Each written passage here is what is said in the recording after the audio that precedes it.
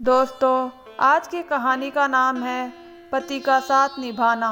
सोनू एक छोटे से गांव की लड़की थी जिसकी शादी हो चुकी थी।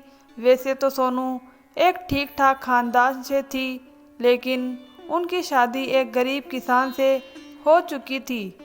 उसके पति का नाम मोहन था, जो कि एक गरीब किसान थे और उनके पास अपनी एक जमीन तक नहीं थी।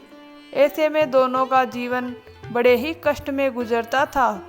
एक दिन सोनू को अपने मायके जाना पड़ा और वो अपने पति से इजाज़त लेकर चली गई। उसे मायके में 2 दिन ही हुए थे कि उसके ससुराल से एक बुरी खबर उस तक पहुंची। घटना कुछ ऐसी थी कि उसके पति का घर किसी एक हादसे में पूरी तरीके से जल चुका था। अब मोहन के पास रहने के लिए कोई भी जगह नहीं थी।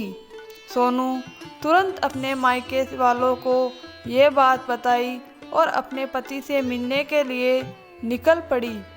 मायके वालों ने उसे रोकने की बहुत कोशिश की, लेकिन सोनू ने कहा, सुख दुख में साथ निभाना ही पति पत्नी का फर्ज होता है। इतना सुनकर मायके वालों को रोना आ गया और उन्होंने सोनू को आशीर्वाद दिया और अपने पति का साथ कभी न छोड़ने का उपदेश भी दिया। जब सोनू वापस अपने पति के पास आई तो उसने पाया कि उसका पति अब पूरी तरीके से टूट चुका था और रोए जा रहा था। उसने कहा, अब हम कहाँ जाएंगे? मेरे पास तो कुछ भी नहीं बचा। सोनू ने अपने पति को हौसला दिया और कहा, साथ मिलके हम नई शुरुआत करेंगे। और फिर दोनों मिलके मेहनत करके एक नया मकान बना लिया।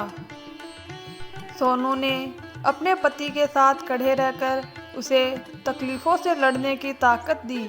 आज दोनों एक दूसरे का साथ निभाते हुए खुश है। अब वो गरीब नहीं जैसे एक समय में हुआ करते थे।